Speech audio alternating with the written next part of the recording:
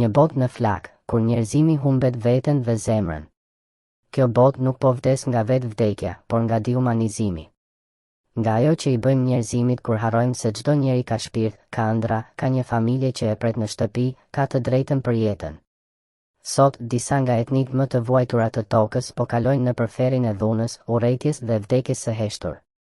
Palestinezët, kongolezët, urgujt në Kin, viktimat e gjenocidit në Kashmir, Armenia, e po kështu edhe shumë të tjerë, ata nuk janë vetëm statistika, por njerëz që po shkatërohen, po shuhen. Po fshihen nga faqja e dheut me mizorinë e asaj që ne e quajmë heshtje botërore. Po, kjo botë po vdes çdo ditë e më shumë, jo për shkak të natyrës së saj, por për shkak të urrëties së pandalshme, të dëshirës për luftë, për pushtet dhe për shkatërim. Historia na ka mësuar se kjo strategji është përdorur më parë. Hitleri i quante hebrejt jo njerëz, por kafsh. Dhe sot, po njësoj, palestinezët po i trajtojnë si jo njerëz, duke i hequr nga lista e atyre që kanë të drejtën për jetë dhe për dinjitet. Gjenocidi nuk është ndalur asnjëherë, përkundrazi, po vazhdon në heshtje dhe me indiferencë. Si njerëz, ne kemi dështuar. Po, kemi dështuar sepse nuk i kemi mësuar të rinjve tan dashurinë.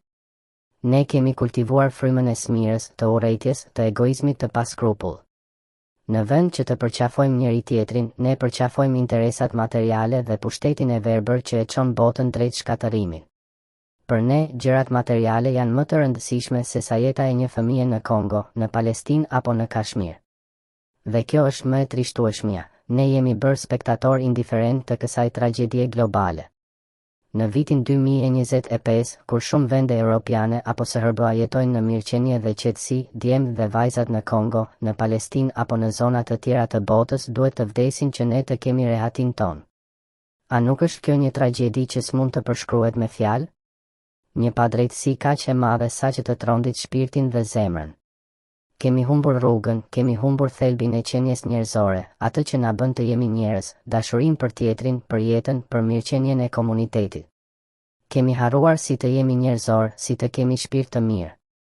Nuk po mësojmë të ndihmojmë, të japim dorën kur dikush rrëzohet, por përkundrazi gëzohemi kur tjetri bie më keq se ne. Dhe kjo është e turpshme. E turpshme për secilin që ka një shpirt dhe një zemër të gjallë. Zoti i Madhërisëm na falte për dështimin që i kemi bërë krijesës së Tij. Sepse në vete nuk mund të kërkojmë falje, duart tona janë të lyera me gjak nga mospërfillja, nga heshtja, nga mosveprimi. Ne nuk kemi bërë asgjë për palestinezët, për kongolezët, për urgut e Kinës, për fëmijët e Kashmirit, për fëmijët e Armenisë dhe lista e vuajtjeve është pafund. Dhe ajo heshtje jon është më e dhëmshmja se çdo plumb apo bombë. Zoti na mëshiroft dhe na fal, sepse unë që po shkruaj këto fjalë nuk mund të fal askënd, as veten time. Sepse shpeshherë jemi bërë pjesë e kësaj dhimbjeje me indiferencën tonë, me fjalët që nuk bëjnë ndryshim, me heshtjen që vret. Le të mos harrojmë kurrë, jeta e një njeriu, jeta e çdo fëmije, çdo njeriu në botë, është më e shenjtë se çdo interes tjetër. Dhe nëse nuk jemi në gjendje ta kuptojmë këtë, atëherë si njerëz kemi dështuar përfundimisht.